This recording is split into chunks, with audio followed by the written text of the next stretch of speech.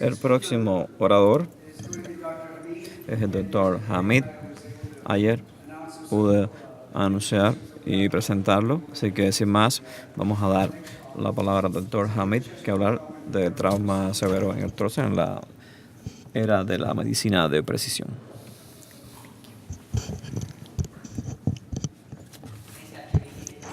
Gracias, Dr. Reed. Es muy agradable, un honor estar aquí. Estoy muy agradecido a los organizadores de la conferencia para invitarme y por la atención, y agradezco a ustedes su atención. Estoy más agradecido con el Dr. Perry y el Dr. Ball, a quienes admiro mucho. Así que espero que no haya ningún cirujano ortopédico en el público el día de hoy, porque voy a revelar uno de sus secretos. Cuando los cirujanos de trauma empezaron a trabajar, me di cuenta de que la operación era muy satisfactoria. Podíamos trabajar en toda la superficie del cuerpo, podíamos usar un taladro y podíamos usar tornillos y no había necesidad de preocuparnos de lesionar alguna estructura profunda porque había calibradores para que no pudiera profundizar demasiado el taladro, y después de un poco de trabajo uno puede admirar una reconstrucción hermosa. Recuerdo que le dije a uno de los médicos ortopédicos junior, es tan sencilla la fijación de costillas, y ella sonreía todo el tiempo que yo hablaba y ella me dijo, no quiero decírtelo, pero la ortopedia es a prueba de tontos toda. Mi entusiasmo por el procedimiento era parte de un interés en abordajes operativos al trauma de tórax. El tórax inestable es un caso creciente, se reportan 1,200 casos cada año y las tasas de morbilidad son muy altas. La mortandad se aproxima a 30% en algunas series, pero no hay ningún consenso en cuanto a cómo resolver este problema. Los cirujanos de trauma indican que el 82% de ellos creen que la fijación de la costilla es solo para algunos pacientes, y solo 22 estaban enterados de un ensayo que podría cambiar su práctica. En la serie NTDB que se publicó en 2014, solo 0.7% de los pacientes con tórax inestable se les hizo una fijación y solo 8% un procedimiento epidural. Cada vez más cirujanos e investigadores se preguntan cuál es el mejor papel para la cirugía en este trauma del pecho, inestable. Verán que ha habido muchas publicaciones de cómo manejar este tipo de problema, metaanálisis, ensayos aleatorios, etcétera. Pero verán que estos estudios han sido pequeños y que nuestro conocimiento no es definitivo, y los pacientes y el patrón de lesión abarca una gama tan amplia que no hay un solo estudio que podría dar respuesta a toda situación. El manejo exitoso de este problema dependerá de la manera en que llevemos a cabo, interpretemos y llevemos a cabo investigación de alta calidad, y cómo podemos adquirir y aplicar nuestros conocimientos a cada paciente individual. Consideren estos dos casos. Un ciclista de 25 años de edad sufre muchas lesiones en un choque de alta velocidad, está hipóxico, está demostrando una fuga persistente de sangre. Hay muchas fracturas múltiples, una contusión y un hemotórax persistente. Es el tipo de mecanismo de alta energía que se ve a diario en los centros en todo el mundo. Y este caso, una mujer de 69 años de edad que queda prensada contra la pared del garage por un automóvil, está despierta, buena saturación, presión sanguínea buena, se ve una fractura bilateral desplazada, no hay ninguna otra anormalidad. Ella tiene un ECG normal, pero este es un mecanismo de bajo energía en un paciente más anciano con más comorbilidad.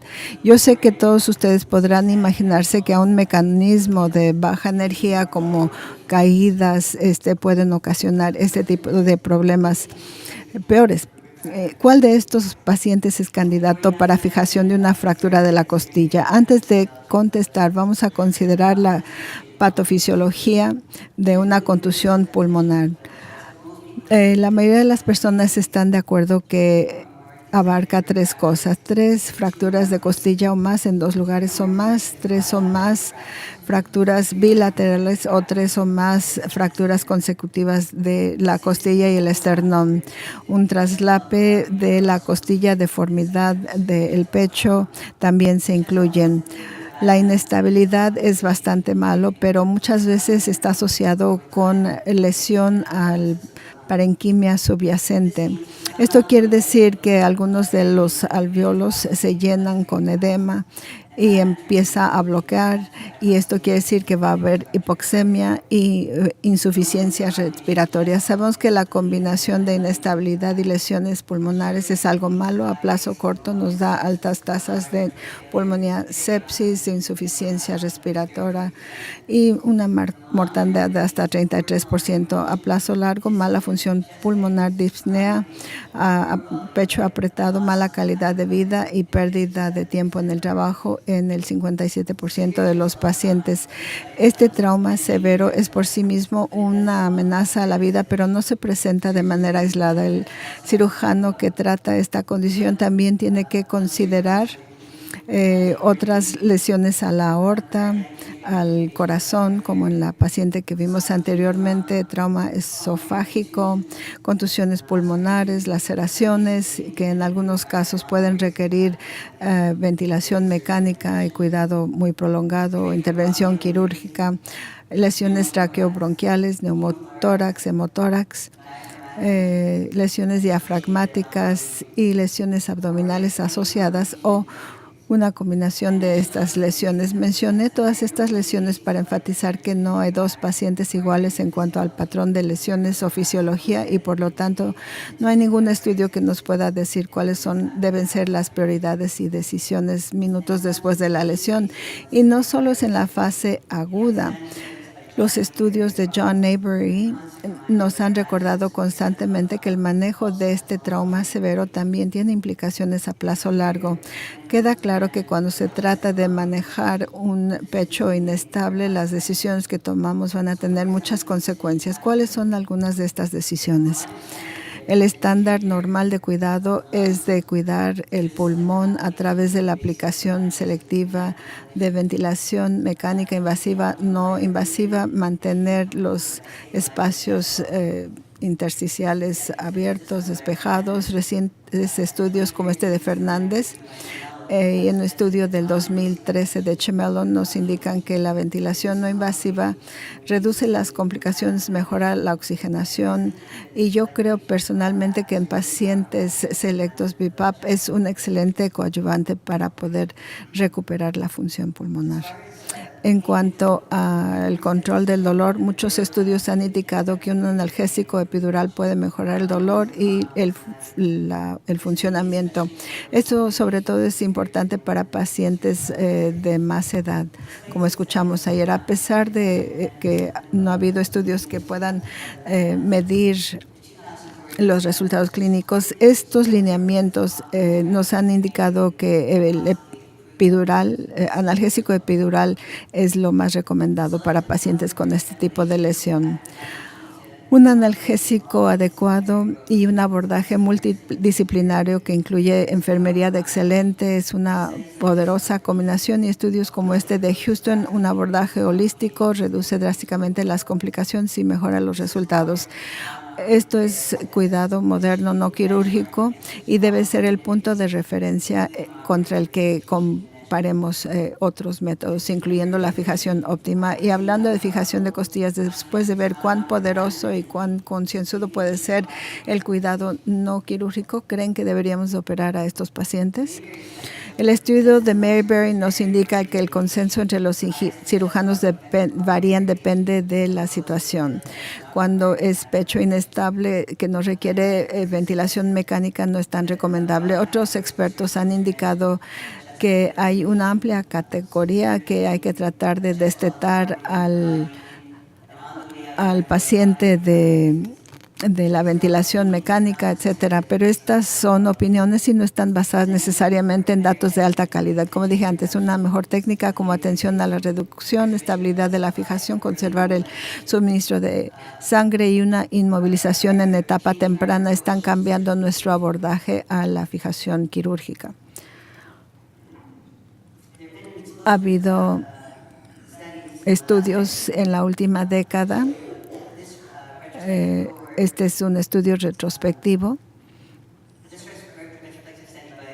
que prepararon Ahmed. Enseñan mejores resultados en fijación de costillas en cuanto a mortandad y morbilidad. Otro estudio nos muestra una marcada reducción en cuando se estabiliza el pecho, pero únicamente en pacientes que no tienen una contusión pulmonar significante. Ellos regresan a trabajar más probablemente y en 2 meses, con una fijación óptima, 100% regresan al trabajo. Hay muchos estudios que nos muestran el beneficio de la fijación, pero a la fecha este estudio es el más interesante que publicó Tanaka. Este estudio aleatoriamente tuvo a 37 pacientes el 5º día después de la lesión. Aquí podemos ver los diferentes tratamientos. Los resultados son dramáticos: menos pulmonía, menos ventilación mecánica, menos traqueotomías, mejor función pulmonar a plazo largo, menos síntomas crónicos y regresan más rápido al trabajo con una fijación quirúrgica. El estudio de Tanaka lo siguió en el 2005, un estudio egipcio de 40 pacientes. Este también mostró grandes diferencias en pulmonía, días en terapia intensiva usando fijación. Ellos usaron alambres de acero inoxidable o alambres K. Y en el 2014 vino el tercer ensayo, un ensayo de Australia, 46 pacientes aleatorios, fijación optimizada con placas de polímero con atención médica multidisciplinaria, y los resultados, sí, la fijación de costilla estaba asociado con menos necesidad de ventilación invasiva, menos traqueostomías y menos casos de pulmonía. Y en los últimos 2 años hemos visto más datos. Este estudio de Japón sobre la propensidad nos muestra que la fijación de costilla está asociado con que menos pacientes necesitan ventilación de plazo largo. Y este estudio de Denver, que recién salió este año, muestra mejor función pulmonar y una reducción dramática en las tasas de traqueostomía después de que se adopta la fijación de fractura de costilla. En el 2014 salieron 2 metaanálisis, uno que comparó 11 estudios con 753 pacientes y determinaron que la fijación quirúrgica implicaba menos días en cuidados intensivos, menos pulmonía, menos deformidad de pecho que el manejo no operativo. Otro metaanálisis de 9 estudios con 538 pacientes llegaron a resultados similares. Y en el 2015 hubo un repaso general que combinó los 3 estudios RCT que se han completado: menos pulmonía, menos tasas de traqueostomía cuando se hace la fijación quirúrgica de la costilla. Estos estudios no incluyeron los beneficios potenciales ni reportan complicaciones verdaderas como ciertas infecciones. Pero la literatura sobre la fijación tiene más problemas. La mayoría tienen sesgos. Y aunque los ensayos aleatorizados han resuelto el problema de sesgos, están limitados por pequeños números de muestras y variaciones en el cuidado entre el grupo no comparativo. Aunque los indicios son muy fuertes, estamos listos ya para hacerlo, para cambiar la manera en que atendemos a pacientes con trauma severo. Este es un estudio que ahorita todavía se está concluyendo, que compara a los pacientes con fijación quirúrgica con pacientes similares al estudio de Denver. Nos preguntamos a veces si quizás estamos cuidando mejor al paciente cuando no hay cirugía y quizás está sanando solo. Los resultados todavía no se han entendido completamente. Nuestro centro de trauma en Vancouver está contribuyendo pacientes a un estudio multicéntrico que está llegando cerca a la meta de 200 pacientes. Creemos esto nos dará una comparación muy clara de la manejo quirúrgico y no quirúrgico. Quizás debido a la complejidad de la atención que requieren estos pacientes, ningún ensayo podrá capturar lo que se debe de hacer para un paciente con múltiples lesiones y múltiples fracturas, porque hay tantos factores que se deben de tener en cuenta. Este abordaje a la medida puede estar guiado por una puntaje predictiva que permita calcular con mayor certeza el resultado. En otro ensayo de Denver se usaron 6 criterios radiográficos que están disponibles en el CT de admisión para predecir los resultados y guiar sus intervenciones. Los resultados incluyen 6 fracturas o más, fracturas bilaterales, pecho inestable, 3 o más fracturas severamente desplazada y una fractura en la primera parte y una fractura en las 3 zonas anatómicas. Asignan un punto a cada conclusión y tienen un puntaje de 0 a 6 puntos que es muy específico, muy atingente para la decisión. La curva superior de ROC nos muestra un paciente con múltiples traumas y cuán sensible fue este puntaje de las costillas. Pueden ver que el puntaje pudo predecir muy bien. Podemos ver así cómo podemos usar las características para predecir el curso de tratamiento que debemos seguir. Imagínense combinar esta calificación para combinar una traqueostomía con otros datos como los resultados de gases de sangre o comorbilidades, otras lesiones asociadas con la escápula que tiene su propio puntaje. Una vez que empecemos a combinar los puntajes, podemos ver cómo podemos derivar en una combinación de puntajes para optimizar el resultado. Creo que este trauma es una gran oportunidad para la medicina de precisión, reconociendo que algunos son propelidos cientos de pies, algunos jóvenes, otros no, unos tienen comorbilidades, otros no, miles de combinaciones de otras lesiones al pecho, cuello, etcétera. Podemos y debemos comenzar a compartir datos para poder ofrecer el cuidado óptimo a nuestros pacientes.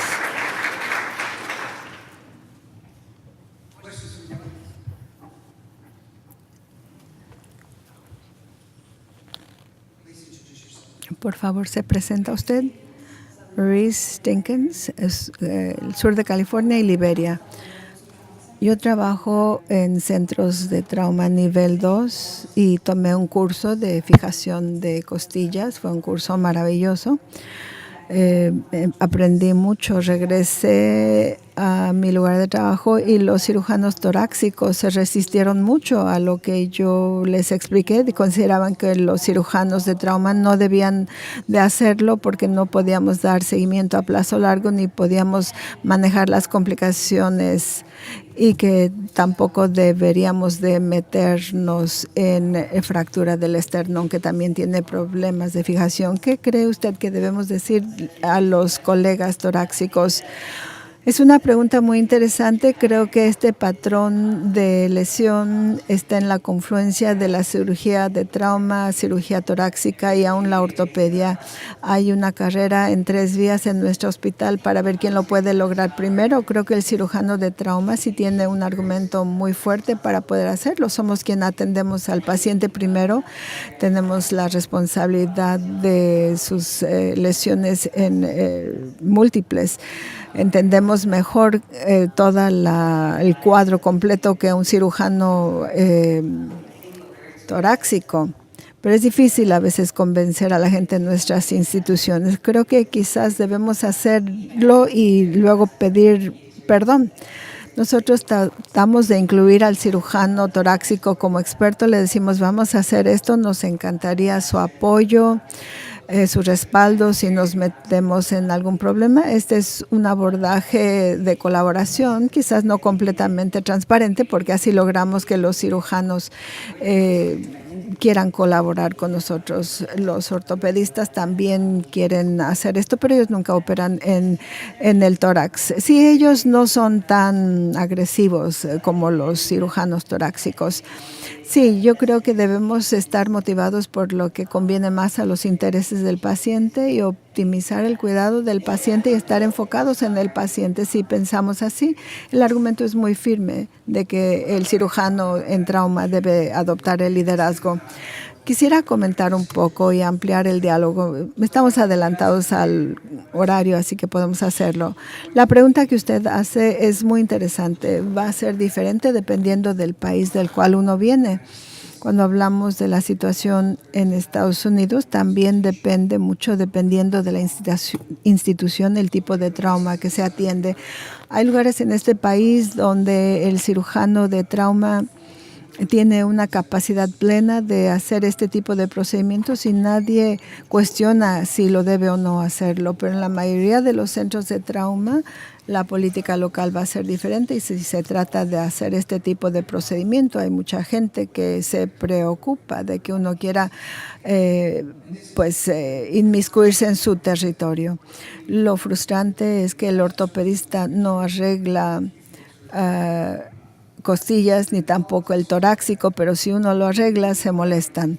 Y aunque uno tenga la razón y uno quiera lograr hacer esto, habrá quizás ciertas repercusiones. Después nos van a hacer la vida pesada, nos van a presentar ante una junta quirúrgica que nos van a preguntar qué capacitación recibimos. Yo he tenido bastante éxito en fijar fracturas del esternón, las arreglo todas. El andar caminando por ahí con una fractura no tiene sentido. Si usted tuviese un fémur fracturado y decir, bueno, en 6 semanas se va a sanar, entre tanto aguante el dolor. Entonces yo lo arreglo. Si me muestra una fractura de esternón que no tiene síntomas, entonces estaría de acuerdo, pero no es así. En cuanto a la fractura, el problema principal para mí es que mucha gente tiene mucho dolor porque hay muchas fracturas o muchas costillas fracturadas. ¿Se arreglan todas o no? Yo no sé cuáles son las indicaciones en este sentido. Soy Dave Neutrica de Phoenix. Yo hago mucha reconstrucción del tórax y otras anomalías por el cáncer. Yo no creo que haya ninguna razón por la cual un cirujano de trauma no pueda hacer cirugía de costillas. La verdad es que usted es un cirujano del tórax en los pacientes más enfermos. No hay ninguna complicación que se puede ocasionar al fijar una costilla que no sea por trauma y que uno no sepa cómo manejar, porque uno es la persona que está a cargo de estas lesiones pulmonares. En cuanto a complicaciones, la verdad de las cosas es que nosotros aprendemos a manejar las complicaciones en todo lo demás que hacemos y si derivan complicaciones de esto, también aprenderemos a manejarlo. Y todo se reduce a 2 preguntas. ¿Dejamos ahí el hardware o lo sacamos? Hay publicaciones interesantes sobre otros implantes, otras barras, cómo manejarlas. Y sí requiere de un conjunto de habilidades diferentes. Así que el concepto de que el cirujano de trauma no lo puede hacer, ese no es un argumento razonable. Finalmente, la decisión en cuanto al tiempo, el tiempo oportuno de fijarlo es muy importante. El otro especialista no va a poder cumplir con este factor de tiempo porque uno es el cirujano de trauma y la manera en que uno se gana la vida es haciendo cirugías que no han sido programadas. Gracias por sus comentarios excelentes. Estoy completamente de acuerdo. ¿Tiene alguna experiencia o tiene evidencia de la clasificación perdón, no se entendió. No lo hemos usado, únicamente nos hemos concentrado en manejo de dolor agudo. Nunca hemos usado RFP para control de dolor. ¿Lo han usado ustedes? Sí. Sí, lo hemos usado en algunos casos con buen resultado. Qué bueno, me interesaría saber más al respecto. Mi hermano es coronel en el ejército, es un tipo bastante rudo, tiene una cinta negra en judo pero él me dice que lo más doloroso que le ha pasado en la vida es una fractura de la costilla. Le duró 2 meses y es lo que yo siempre trato de decirles a mis pacientes con fracturas de costilla, que les va a durar 6 semanas, porque si no les dice uno, al mes uno le están mentando la madre cada vez que tosen o que se ríen. Entonces, dejar un hueso fracturado durante mucho tiempo no tiene sentido porque estamos arreglando los demás huesos, aún la clavícula. Hay muchos cirujanos ortopédicos que recomiendan que se arregle la fractura clavicular por el dolor. Cuando venía al curso inicialmente para aprender cómo hacer la fijación de costillas, venía en el avión con una persona maestro en artes marciales, estaba viendo mi folleto, me preguntó que si se podía quedar con él. Pensó que sería una manera maravillosa de ampliar su carrera en las artes marciales si le insertaban una placa de titanio. Otra pregunta. ¿Puedes repetir el número de fracturas de costilla que ameritan que se fije? Los números. Buena pregunta. El criterio de inclusión para el ensayo aleatorio, les voy a dar los criterios como guía. No hay respuesta correcta, pero para entrar al ensayo eran 3 o más fracturas. Costillas fracturados en 2 lugares o más, o 3 o más costillas con fracturas bilaterales a cualquiera de los 2 lados del esternón, o 3 o más costillas fracturadas donde está involucrado el esternón, pero agregaron otros 2 criterios: desplazamiento completo de 2 o 3 costillas y deformidad de la pared del tórax. Estos son los criterios para que se les incluyera en el estudio. Yo sé que algunas personas están fijando aún una fractura de la costilla porque duele y la gente está fijando las costillas individualmente. Eso dependerá del caso, pero para el pecho inestable o tórax inestable y para el estudio esos son los criterios que se usaron. Muchísimas gracias. Vi que había una pregunta del público en internet.